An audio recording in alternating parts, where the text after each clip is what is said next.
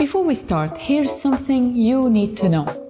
Your lab isn't just a workspace. It's a tiny kingdom, and the kind of ruler you fall under will shape your entire PhD experience, more than your project, your skills, or even your motivation.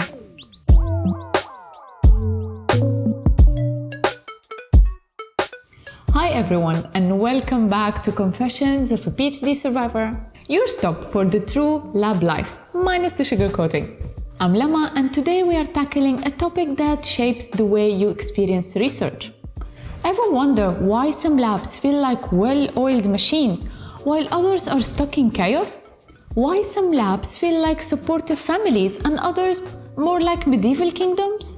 We will also chat about how small shifts in the lab vocabulary can reveal exactly what kind of environment you're stepping into. So grab your coffee, tea, or your favorite energy drink, because this episode is about to show you how leaders and everyday lab language can influence your entire research journey.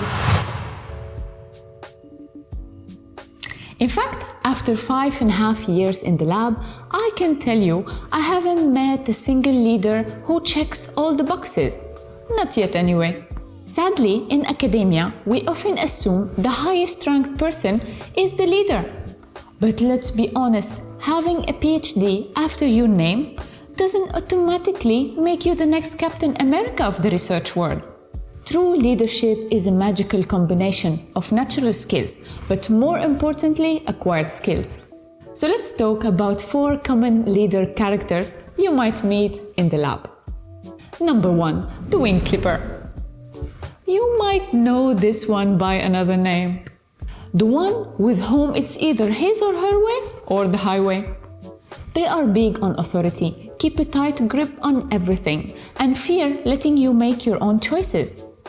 Working with them can feel like you are being macromanaged to the point of forgetting how to manage simple tasks.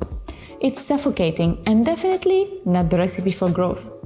Number 2, the chill Houdini. Picture a super laid-back leader who's so relaxed, they are practically invisible. They will always say, sure, do whatever, but then vanish exactly when you need feedback on a crucial experiment. So if you're someone who's craving autonomy, you will enjoy the freedom until you realize you're missing actual guidance. But you can't just set your group on autopilot and expect groundbreaking science. PhD students supervised by this character could have serious consequences on their growth curve and even curiosity too. Number 3, the parent. Also known as the protective mentor, who wants to shield you from every possible failure. Their heart is in the right place. They don't want you to suffer. But here's the catch. Real growth happens when we face the ground, scrape a knee, and learn how to stand back up. Too much cuddling and you emerge from your PhD unprepared for the real challenges beyond the lab. It's like being handed a solved puzzle. You might appreciate it at first, but you missed all the mental work out. And now, the one you are curious to hear about, the unicorn. This is the ideal mentor we all dream about. Someone who leads by example, invests in the team's growth, owns up to the mistakes, and shares both victories and flops. They are real humans, not superheroes. They show up next to you, juggle deadlines, and learn alongside everyone else. When you meet a leader like this, or even a glimpse of them, it feels like you've won the lab lottery. But in my experience, you often find bits and pieces of these qualities spread across different mentors, rarely in a single person. The takeaway? Some leaders can get things done following different strategies.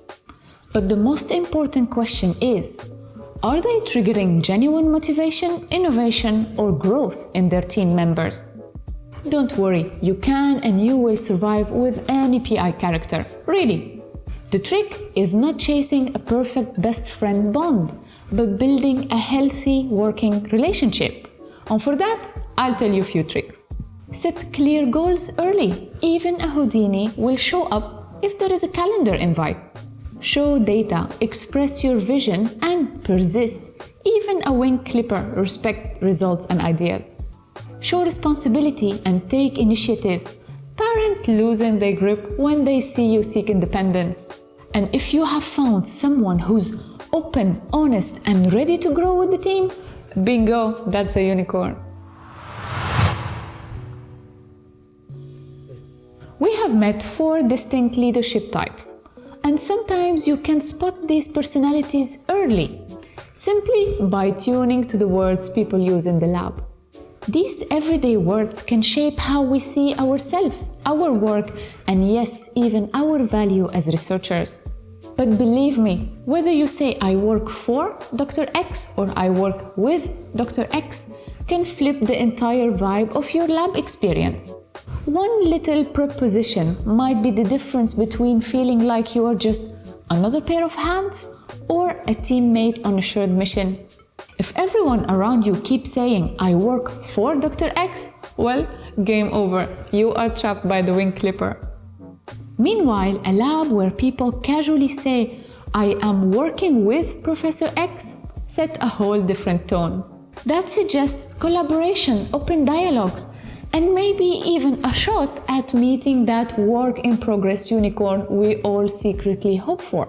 So, if you are new to a lab and you keep hearing phrases like, he's my boss, he pays my salary, pay attention. It might reveal an environment more focused on power than on growth. On the other hand, hearing mentor, team leader could mean you're dealing with someone who values guidance over commands. Sure, it's not always a perfect indicator, but it's a clue worth noticing when you're trying to figure out how supportive or controlling your lab might be.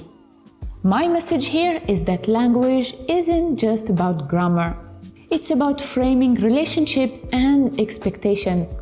And if your lab culture isn't using the kind of words that makes you feel valued, well, maybe it's time to start changing that conversation yourself. Now, don't get me wrong, I'm not suggesting you go around correcting your lab mates every single time they say boss.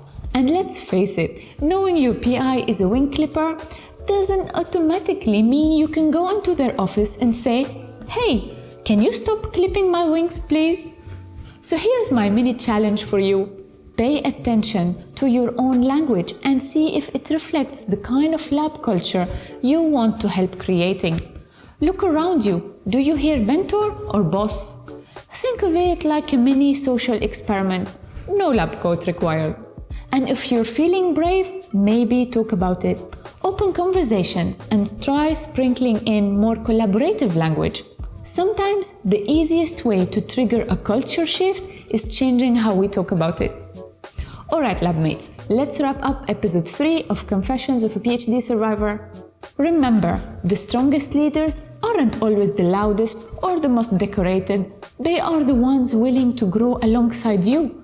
If you're lucky enough to be in a lab with a true mentor, treasure them. And hey, maybe let them know how great they are.